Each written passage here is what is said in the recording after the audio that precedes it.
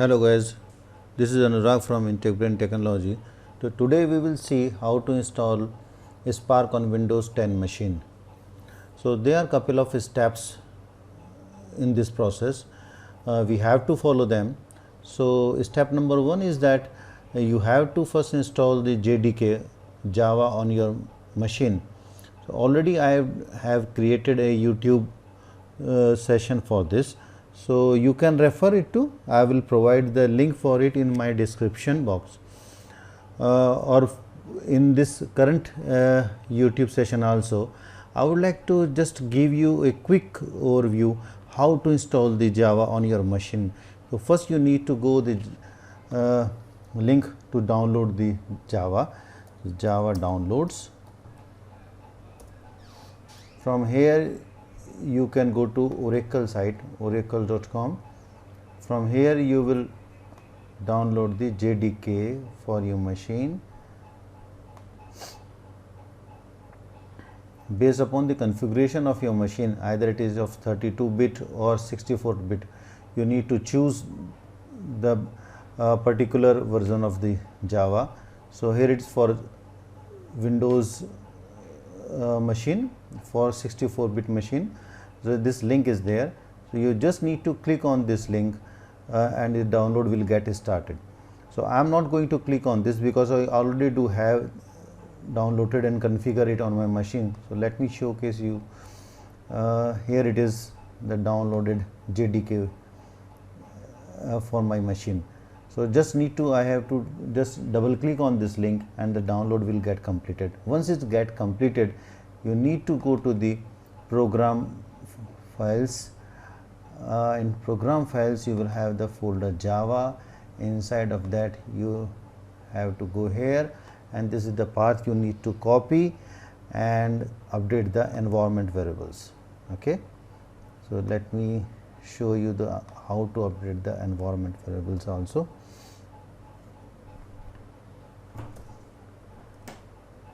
Just need to update the environment variable. Go to the system variable. Here already I have the Java home created. If you are going to install Java first time on your machine, then you have to create the Java home. I already have created, so I am not going to do it again over here. So just update the path here and click on OK. Then on the path you again have to update it here. For the first time, if Java is not there on your machine, then you have to create it. Otherwise, just like me, you can see on your machine also the Java home and the complete up to the bin. You have to see your path here. So once it gets done, it means the Java is already been there on your machine. You can check whether the Java is there on your machine or not by going to the command line prompt also.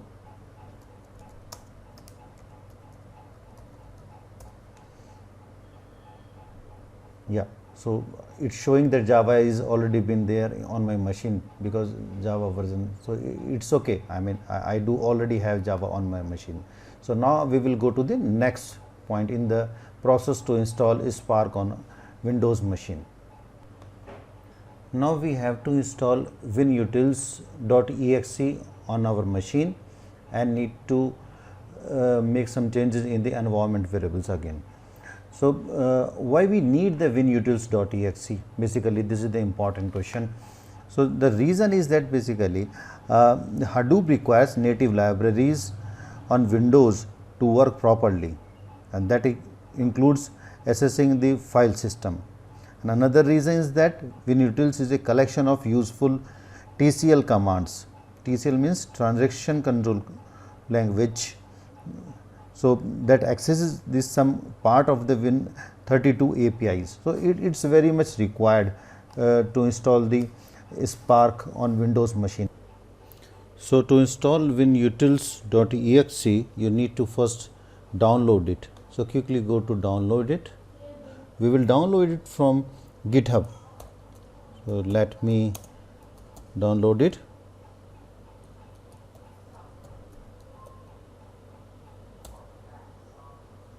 So go to the GitHub. From here we will download it at least for the version of Hadoop 2.7 or more.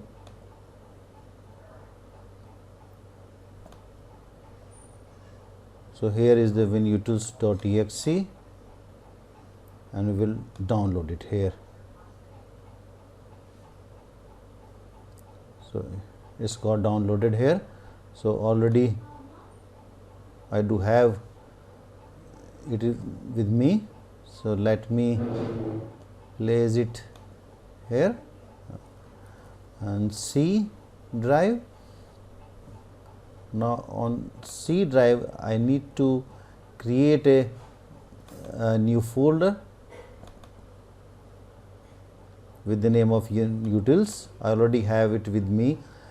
In WinUtils folder I have to create a bin folder, and inside of bin I will paste here my winutils.exe. So already I do have this setup on my machine. So just in case you don't have so far on your machine, you need to perform the same steps for your machine as well. Once it's been placed over here, you just need to update the same path on your environment variables. So go to the environment variable,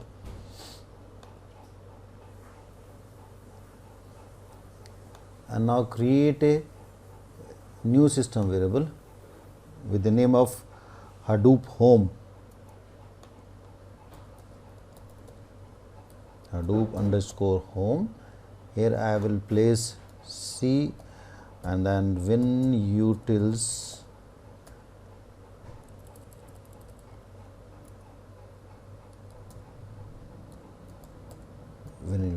yeah. So this is the simple variable I created. Now I have to update the path also.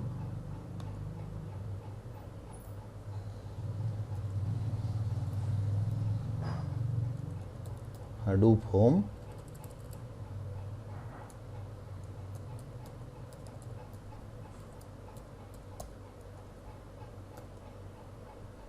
and then up to bin.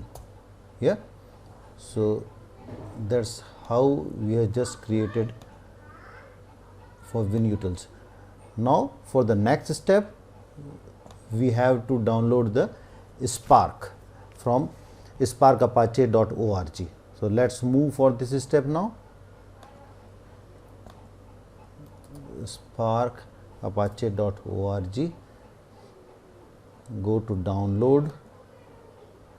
From here I will be going to choose for 2.4 series and at least for Hadoop 2.7 or 2.6. So I just have taken winutils.exe for Hadoop 2.7 or more. So I am going to have Spark also for Hadoop 2.7, and then here it is the download link for this Spark. This is .tgz file. So just need to click on this and download will get started for you from the link provided here. Okay, so this is the mirror link, it has been provided. So I just click on this and the download has got started. So it will take some time, probably 3-4 minutes on your machine as well.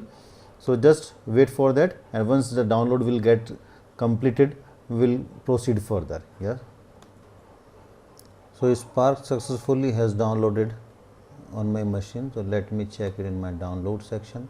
So here is my Spark on my machine. So let me just now extract it here, right click and then extract. It will again take a couple of minutes on your machine. Now go to this Spark downloaded and extracted folder, go inside of that, Control C, and just for the simplicity I will go to create a new folder on my C drive with a simple name, short name. Okay, Spark, and inside of this I will paste all the things taken from the extracted folder.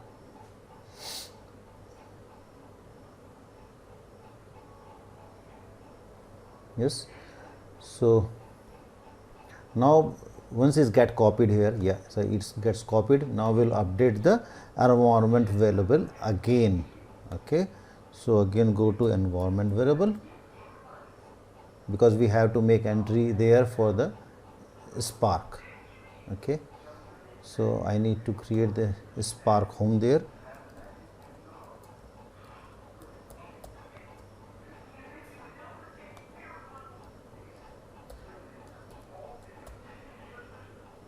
Yeah, and then I have to update the path. So again, this is simple way. I believe you also know these things. Yeah, so I have updated the path for a Spark here. The environment variable have been updated now successfully. Now we will see whether the Spark is working. That's all. I mean, we now will confirm whether the Spark is working fine properly on my machine or not. We will go to the command prompt. I will check it again here. Yeah. In the process to validate successful installation of the Spark, just go to the folder where we installed the Spark and try to execute, run the Spark shell. Spark shell.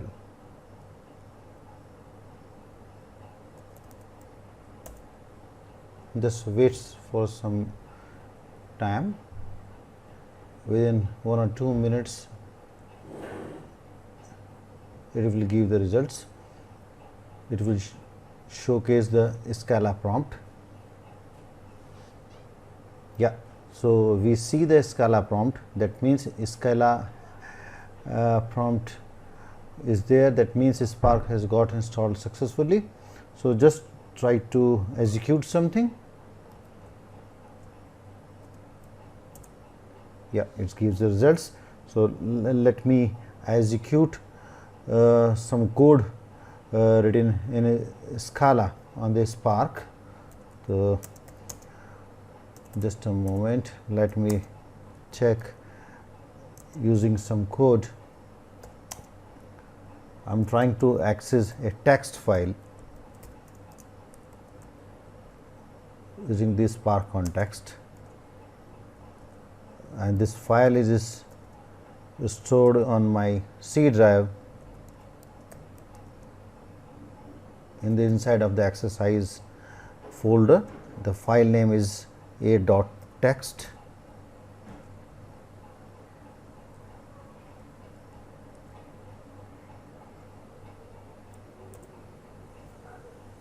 Yeah, so now let me count the number of the lines this file contains.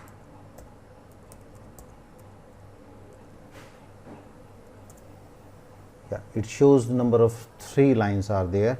So let me go inside of this file on C drive in the exercise folder. I do have the a.text file. This is the file I am trying to access using the Spark and Scala code. So they are the 3 lines.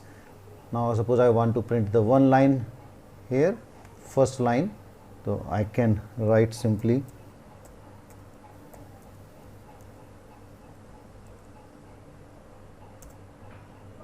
here is inside of the array. The big data analysis is very imperative for any organization. So this is the first line from the text file I accessed using the Spark on my system.